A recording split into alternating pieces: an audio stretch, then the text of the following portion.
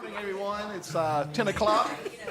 I want to welcome you to today's State Board of Education meeting.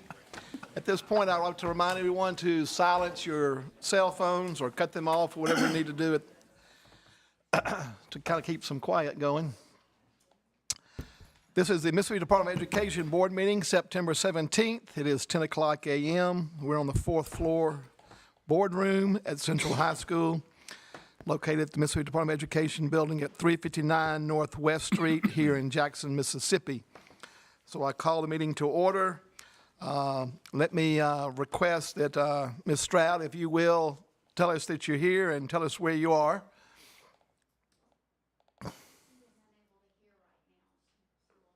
Okay, we'll get back to, we can see her on the screen, so let's make sure we can do that. Mr. Mayo and Dr. Barrett will not be here today. Failed to get my pledge and invocation, so if you will, please stand for the pledge and invocation. Your line is now unmuted. Pledge allegiance To the flag of the United States of America and to the republic for which it stands, one nation under God, indivisible, with liberty and justice for all. If you will. Most gracious Heavenly Father, I thank you for this time to come together. Help us to make decisions that are in the best interest of our children, our teachers, and our employees across the state, that make sure our children are taken care of each and every day. It's in your Son's name we pray. Amen.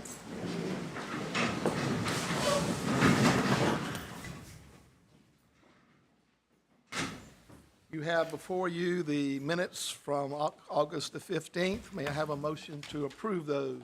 So moved. Ms. Warner on the motion. Second. He on the second. Any questions or comments?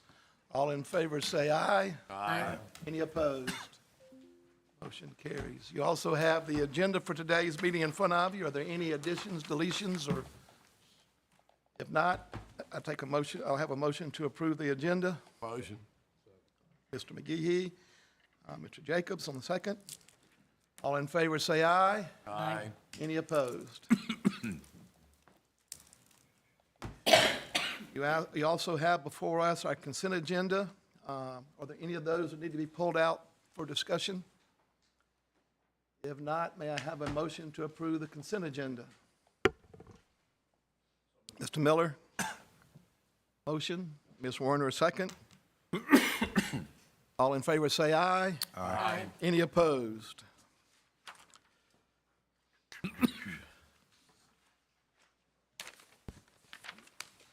This is what, October, right?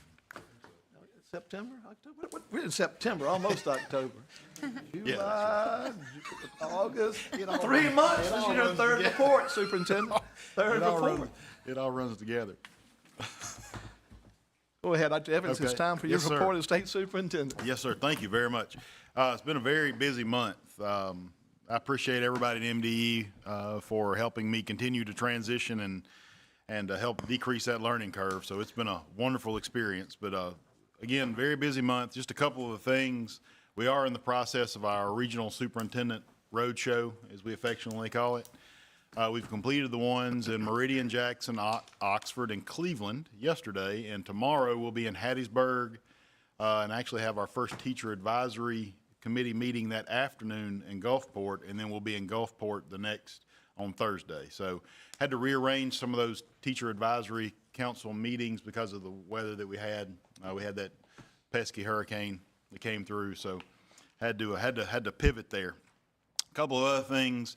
Our new office that we created, the Office of School and District Transformation, we're gotten deep into the process of redesigning how we provide support to our struggling schools and districts. And I say schools before districts, because our goal there is to provide that support to those schools to try to hopefully keep from getting to that point where we're having to be so involved at an overall district level.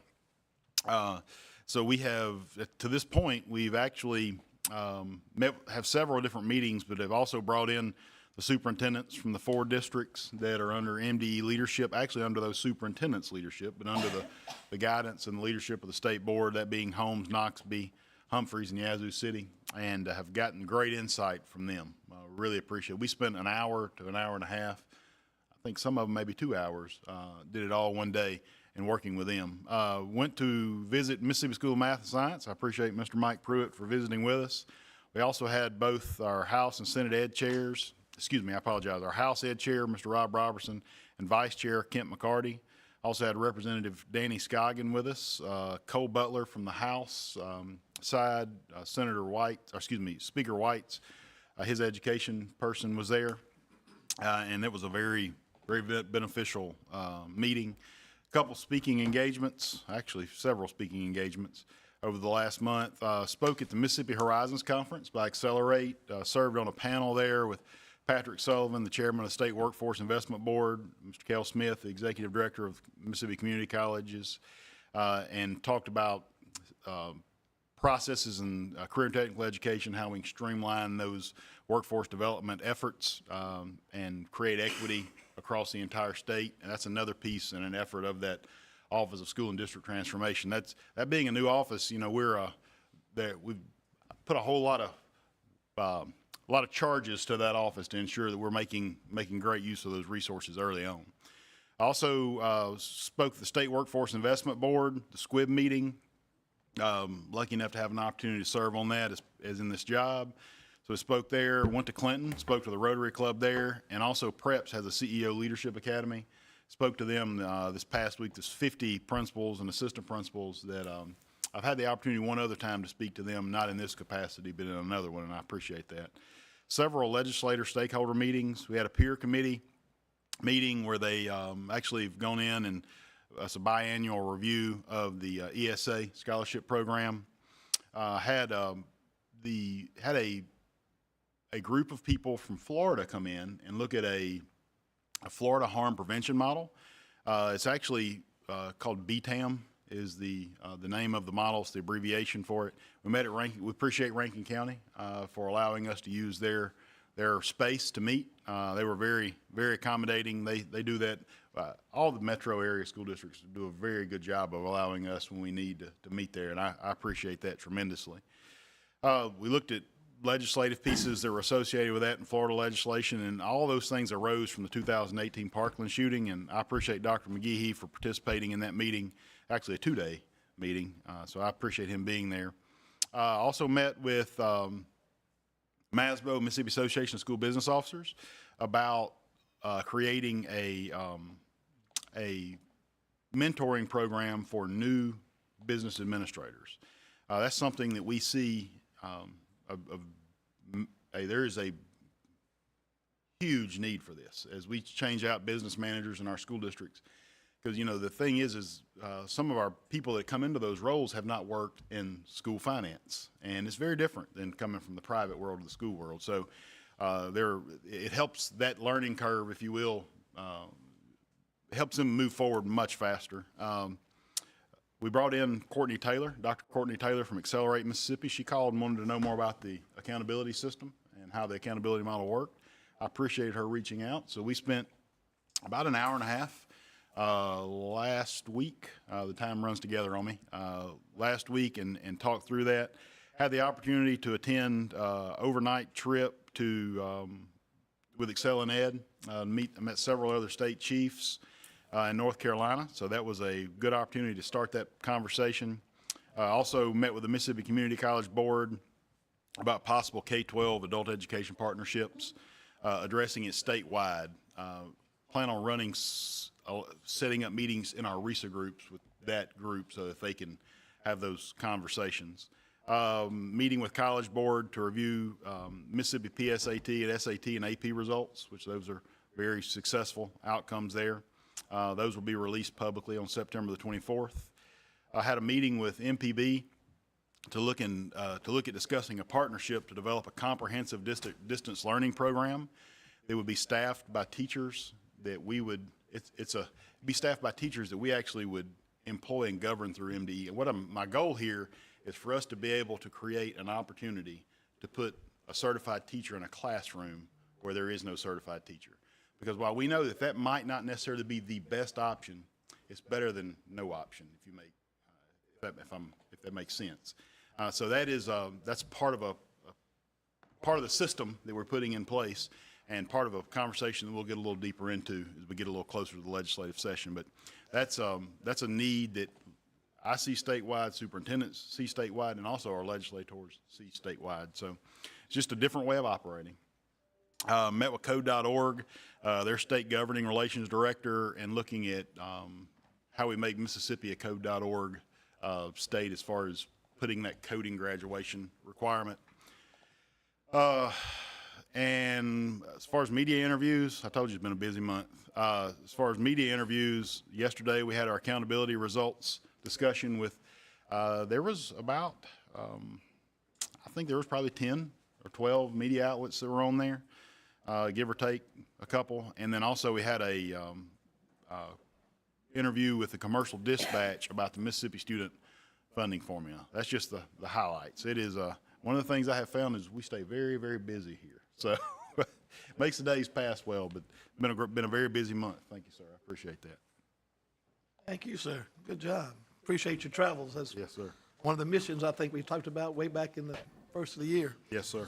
Let me say that from the chair, Dr. Evans and I have been talking about strategic planning. As you know, one of the processes we were going through when looking for a state superintendent was to begin to look at our 10-year strategic plan and make some moves in that world. So I'm actually looking today for at least 2 or 3 board members that would be willing to sit on the subcommittee to organize, plan that, and then bring a proposal back to the board so we can begin that strategic planning process along with Dr. Evans. Is there anybody interested, or you may volunteer some folks by phone call? I can do that later. Let me know.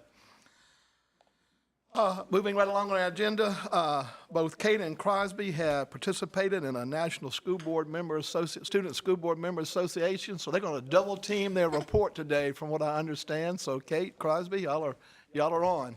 Yes, sir. Thank you very much. So this past month, Crosby and I attended the National Student Board Member Association START Plus Conference. The START Conference and NSBMA works to connect, support, and educate student school board members and other educational stakeholders to strengthen student representation and education decision-making.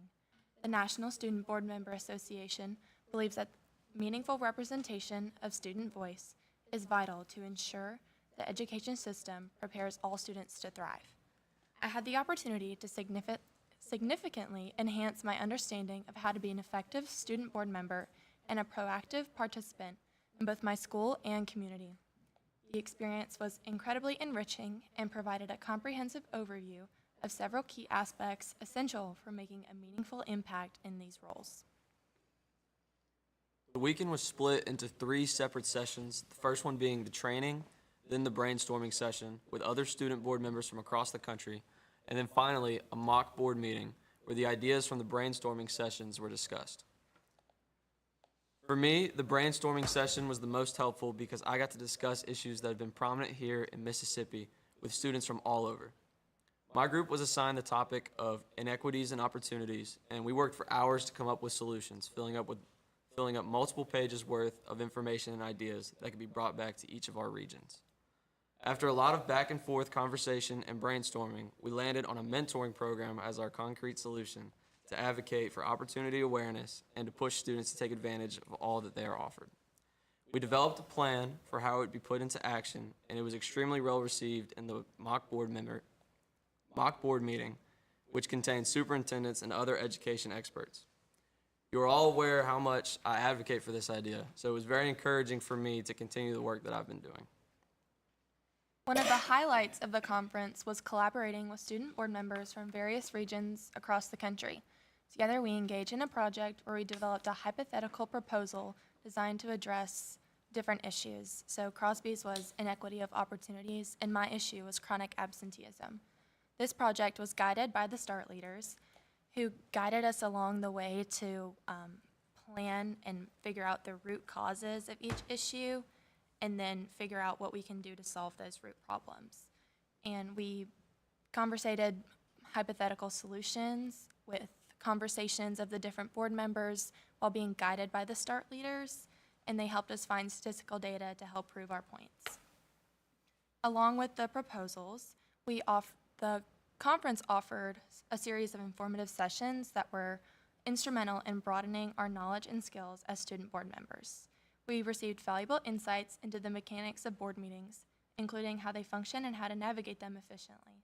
These sessions also covered strategies for active engagement in our communities, offering practical advice on how to become more involved and make a positive impact. Furthermore, the conference emphasized the importance of making the most of our roles as student board members. We explored various approaches to driving change and learned how to leverage our positions to influence decisions and policies effectively. The guidance provided by the START leaders was both practical and inspiring, equipping us with the tools and confidence needed to be effective advocates for our peers and communities. Overall, the START Plus conference was a transformative experience that not only deepened my understanding of my responsibilities, but also left me feeling more empowered and motivated to contribute positively to my school district and community. Altogether, it was a very educational and productive experience, and I would like to thank you all for allowing us to experience it. Very good. Now let's take that model and work it with our own students here in Mississippi. And Crosby, you're able to get that mentoring all the way up to the national level that quick, Right, huh? I didn't even, they took it and ran with it, so I tried not to push it too hard. But Must be a good idea then. Kate, thank you very much for that report, and Crosby as well. We have one committee meeting, and that was academic achievement, pre-K through 12 and early childhood. Dr. McGee and I spent a good 30, 45 minutes yesterday on some outstanding plans in early childhood education. They are actually looking at the way we measure the effectiveness of our early childhood programs, especially those that are involved in the grant. And they are trying to outline some ideas to not only make sure that our children are ready for kindergarten in math and reading and so on, but also in what we would call executive skills, being able to solve problems, being able to share, being able to do those things that just make you a good human being, so to speak, moving forward. So they are fixing to move that into a process of designing and getting it back to us out for APA in the future. To make some shifts in the way we evaluate our pre-K programs through our grant. So great meeting there. Appreciate the time that Dr. Boone, Dr. Dent put in yesterday. Very educational on our part, so look forward to future reports and future actions that may need to be taken. All right, let's begin our action items. So this is probably the most well-attended meeting outside of a meeting, because we have all of these fine accountability results today. I told Mr. Burrows coming in, is maybe you can take a break for a few weeks after today's meeting, but most likely there'll be phone calls coming in today and the rest of the month as well. So at this point, under the Office of Chief Accountability Officer, let's listen to Dr. Vanderford and Mr. Burrows. Good morning. We'll begin with our vision and mission to create a world-class system that gives students the knowledge that they need to be successful, whether they choose to enter the workforce or to enroll in college. And we accomplish that by setting policy and developing accountability systems for all students to compete and continue to show improvement on academic outcomes. The goals that we have today, the report is really focused on all of the goals, because without goals like Goal 4, having effective teachers and leaders, then we wouldn't see the academic outcomes that we're seeing throughout Mississippi over the last 10 years. We will just begin with a few summary notes. As you know, these results are based on the grades, how students performed during the 23-24 school year, and the academic growth that they made throughout the year. So what we want to see is a year's worth of growth in a year's time, or progress in a year's time. Just a reminder that the graduation rates are lagged, and they are from the 2023 graduation rates. And we're still having conversations about the impact of the pandemic. So as you know, our system relies heavily on academic growth. So growth remained slightly elevated in some of the high schools due to the ongoing impact. So Goal 6 that the board added years after the strategic plan that we currently have was developed, was a focus on ensuring that having every school and district rated a C or higher.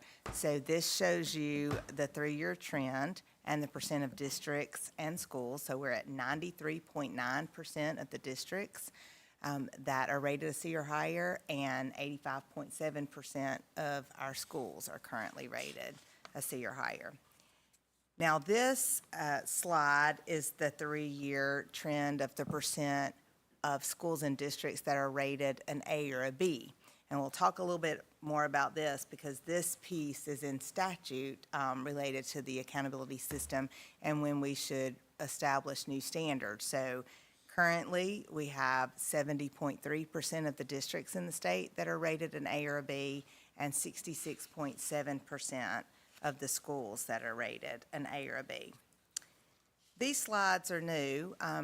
Alan put these in and looked at 2017 and 2024 so that you could see the trends over time in the district grade distributions. And so we used the 2016-2017 school year because that's the year that all of the standards were set for districts and for the 1,000-point schools and 700-point schools. They were set in prior years, but they have not been changed since 2017. So that was the last cuts that were established. So the next slide is the same, just representing the schools.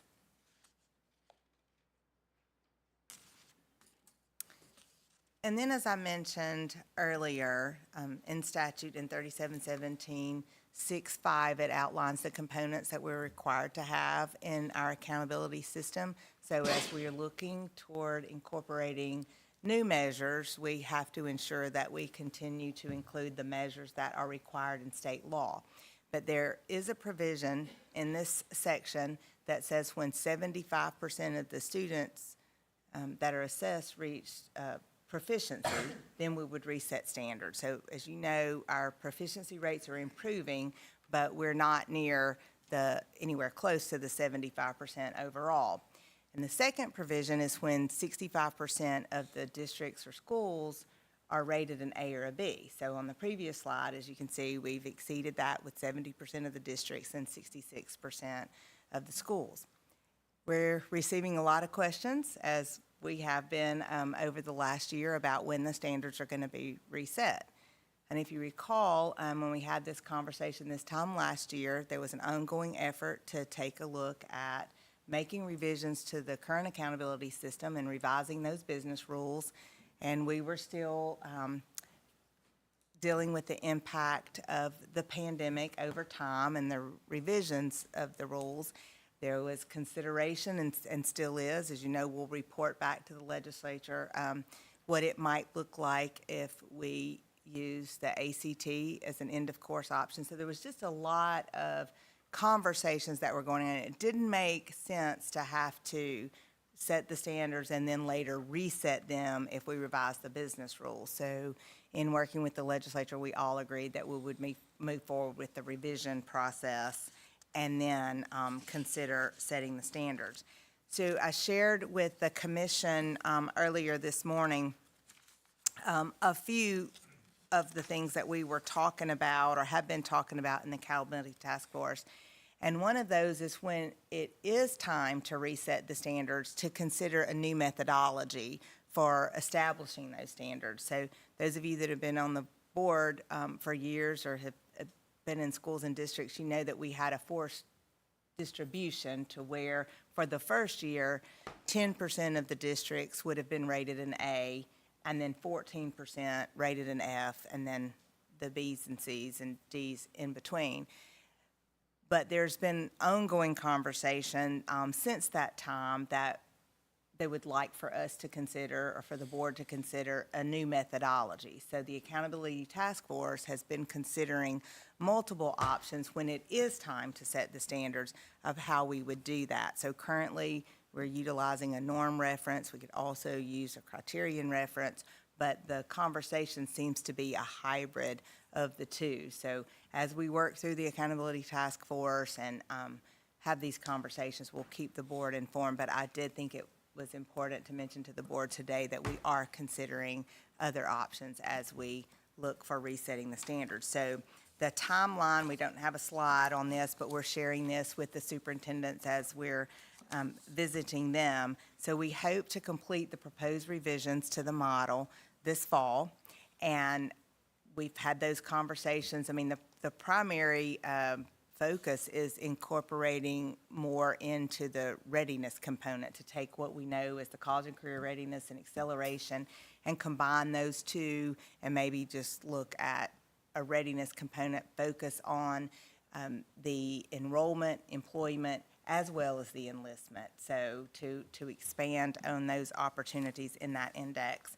And then finalize the business rules in the spring of 2025. So all of this will go through the process from the Accountability Task Force, as we always do, to the Technical Advisory Committee, then on to the Commission on School Accreditation for approval prior to presenting it to the board, and then certainly we'll complete the APA process for public comment. And then once we do all that, then in the summer of 2025, we would set the new standards, and then communicate that in the fall with the results to districts so that they would see what those standards look like with the most recent data and the impact. And then in the fall of '26, so actually 2 years from now, based on the 2025 school year, we would actually have standards set with the new criteria.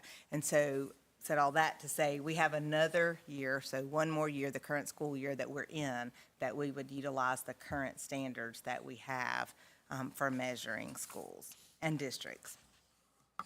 And then finally, before I turn it over to Alan, this is just a summary of each of the components that are in the 1,000-point school model, which is a school that has grade 12, and the district model follows the same. So you'll see the components listed there, and we improved in many areas, but you'll notice that the areas that we show decrease is in growth, and that tends to happen as your proficiency rates get better and improve. It's a little bit more challenging for those students at the higher end to meet growth. And then we had a slight decrease in the acceleration component, and that was attributed to the change in the statute that we had that required that all of the measures in accountability for dual credit, IB, industry certification, Cambridge, and advanced placement all be weighted equally rather than all but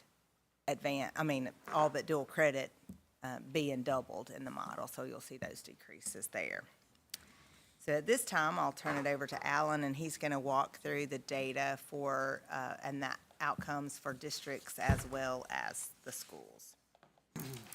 Okay, so some of this data will be in your backup material, such as the next slide. This is in your summary page in your backup material, but this just shows a count and percentage of the grade assignments for districts, A through F, across the years since 2017 when we established the cuts that currently exist for districts.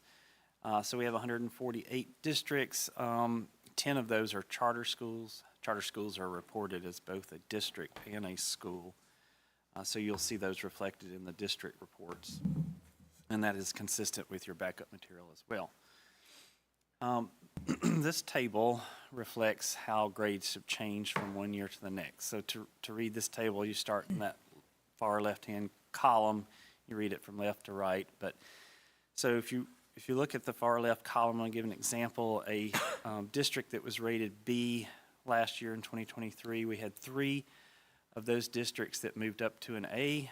31 remained a B from 23 to 24, and 11 dropped from a B to a C. So that's the method to read this chart, and it will tell you how those grades move from one year to the next. You'll note also there's 144 districts that are reflected in this chart, and that's because we only include those that had a grade assignment in both years. We do have some charter schools in there that didn't have grade assignments. So this is the indicators that we use to create a composite score for districts. This will be the same as we use for high schools. So each of these components add up. We add up the points from the components to get to a composite score. And also, if a district or a school does not have an English language progress, which is that far box on the right, then those points are redistributed within the other components. So, for example, proficiency in reading would then be 100 points instead of 95. Okay, so this table's just showing our top 10 districts in the state based on that composite score that I just talked about. So Ocean Springs School District is at the top, Petal, Long Beach, Clinton Public School District, Bay St. Louis, Waveland, Pass Christian, Enterprise School District, Madison County, Stone County, Newton County, and Union Public were a tie for 10th at 750 points, the composite score. Okay, so we'll go into schools. So this is the same table as you saw for districts, just the count and the percentage of the grade assignments for schools. So we have 186 schools that are included in our accountability reports, and all those are detailed here. And then again, we have this chart that shows the grade assignment movement from last year to this year, and this is all schools, 700 and 1,000 point schools.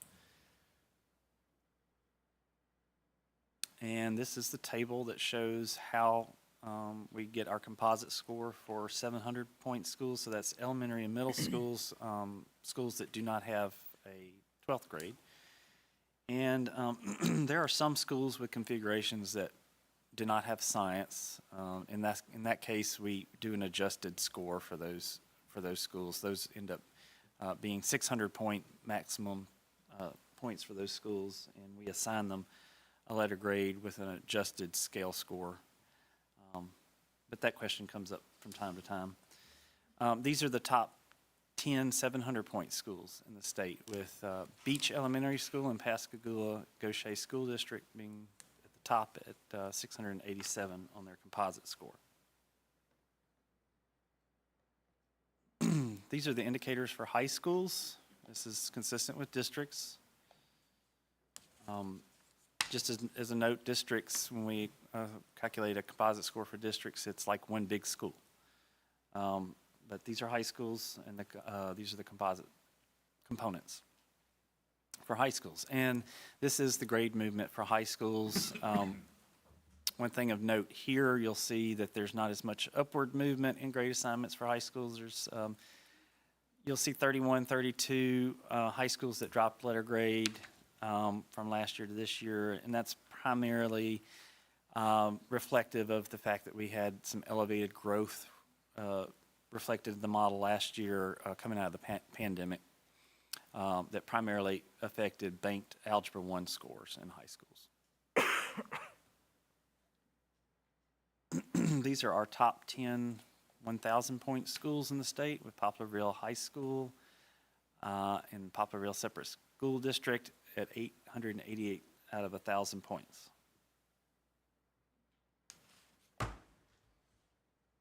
And then these are just some summary slides about the data. We've talked about the change in letter grade from one year to the next. The yellow box at the top would be last year's numbers, and the blue box at the bottom is this year's. So you'll notice that there's not as much of an increase, much movement as there was last year. But still 95 districts showed an increase in reading and math proficiency from last year. This is 700-point schools, so this is consistent with what we saw in districts. There's less movement up this year than there was last year, but still 292 of our 700-point schools increased in reading and math proficiency. And then these high schools, 1,000-point schools. And again, as I mentioned, not as much movement upward in high schools. Only 20 increased a letter grade from last year, but 63 increased in reading and math proficiency from the prior year. So a couple of other notes I wanted to make. We will post the accountability data file to the website shortly at 10:45. The online report card that you may be familiar with that has all the data and all the grade assignments, that's slated to post at 3 p.m. today. And I also wanted to recognize Deborah Donovan and her staff and the work that she's done, and Tim Scott and the work that he's done in the accountability office, because it's a lot of work to pull this together. So, does y'all have any questions?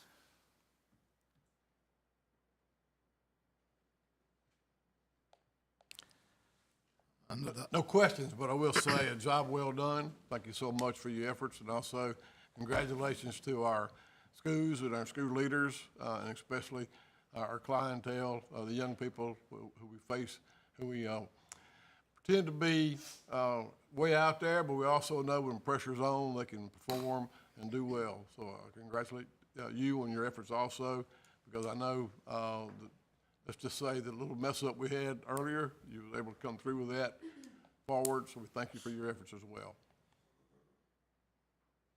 Anybody else?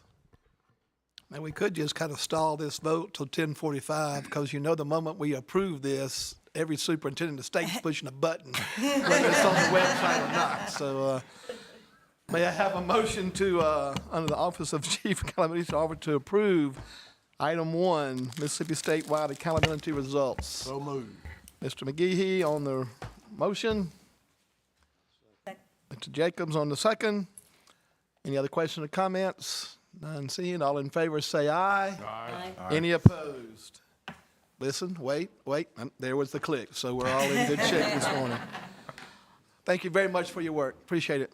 So next on our agenda is Dr. Gavin, and it looks like we have several contracts and so on and so forth to approve for today's meeting. So Dr. Gavin? Yes, good morning. Yes, we do. As you recall, about 3 years ago, we brought several contracts before the board to respond to the pandemic. So we have several contracts that we're bringing back for extensions. We're going to be requesting from the U.S. Department of Education late liquidation for our ARP ESSER funds. And if approved, that will take us through 2026, early 2026 on some of those funds. So we do have some remaining unspent funds for ARP ESSER. So several of these contracts will be used, we will be using ESSER funds. So the first contract that we're seeking approval on is a contract with the RESA to provide services through this is for non-public schools. They are executing those contracts for ARP funds with the non-public schools. So that is a contract with the RESA for ARP EANS. The second contract is a contract with Major Clarity. And this contract also is an extension of our ESSER funds. So we are seeking to extend that contract, or actually to enter into a new emergency contract with paper for Major Clarity.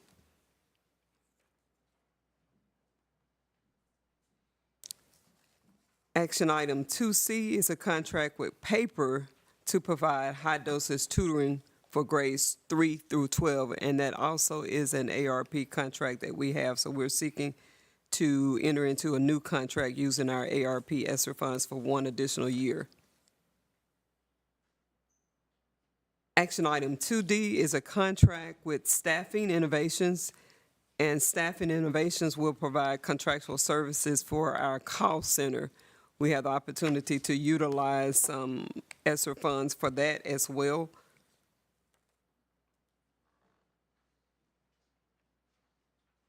Action item 2E, we're modifying our contract with the North Mississippi Education Consortium to extend the end date as well as the amount of that contract to utilize remaining ESSER funds.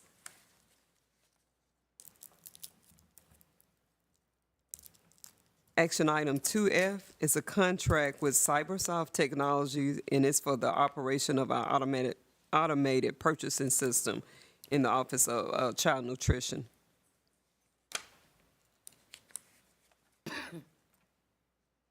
Action item 2G is a contract with Randa Solutions, and this vendor is the vendor that developed our MECA system. So we're seeking approval for an additional 17 months on that contract as well. They'll be providing support to our new MECA system, which is a teacher licensure system. And our last contract is to modify our contract with GuideSoft. GuideSoft provides a lot of support in our OTSS office, so they're seeking to modify that contract and extend it out as well, using some of our ESSER funds as well. I serve at the pleasure of the board. Are there any of those you want to discuss or talk about before we go through, or do you want to do them all as one set, I guess is the question. Everybody's good? All right. Yes, Mary, you good? All at once is easier. Okay. So at this time, under the Office of Chief Operations Officer, do I have a motion to approve 2A, B, C, D, E, F, G, and H? So moved. Warner, motion, second. Miller, any other questions or comments? Seeing none, all in favor say aye. Aye. Any opposed? You're still Okay. up, Dr. Gavin. Thank you. We have two grants that we're seeking board approval on, and one, the first grant is for a competitive grant, and it's for a systematic, it's a literacy coach in the Office of Special Education, and that grant will be awarded to Simpson County. And then the second item is a competitive grant also in the Office of Special Education, and you can see the districts that that grant will go to. Under the Office of Chief Operations Officer, do I have a motion to approve items 3A and B? Move. Mr. Pruitt, second. Mr. Miller, any comments or questions? Seeing none, all in favor say aye. Aye. Ms. Stroud, yes, okay. Any opposed? All right. Thank you very much, Dr. Gavin. Thank you. Sorry you weren't the star of the show as you usually are. Accountability took your place today, so that's probably a relief to you, though, isn't it? All right, you have our consent agenda before us. Under the consent agenda, do I have a motion to approve items A, B, C, D, and E? So moved. E. Mr. Miller on the second. Any questions or comments? All in favor say aye. Aye. Ms. Stroud, too. Any opposed? Motion carries. Do not believe we have a need to consider executive session.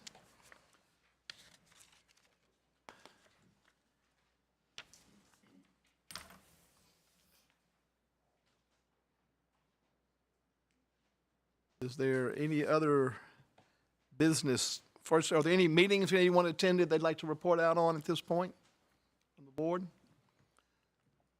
We're letting our student board reps outdo us in that category for sure every week, but that's pretty cool. Any other business that needs to be taken before the board at this point? If not, I will accept a motion to adjourn. So moved. Ms. Warner Second. and Mr. McGee. Any questions or comments? None. All in favor say aye. Aye. Any opposed? Thank you. Billie Jean, thanks for being here today. You didn't even have to kick me.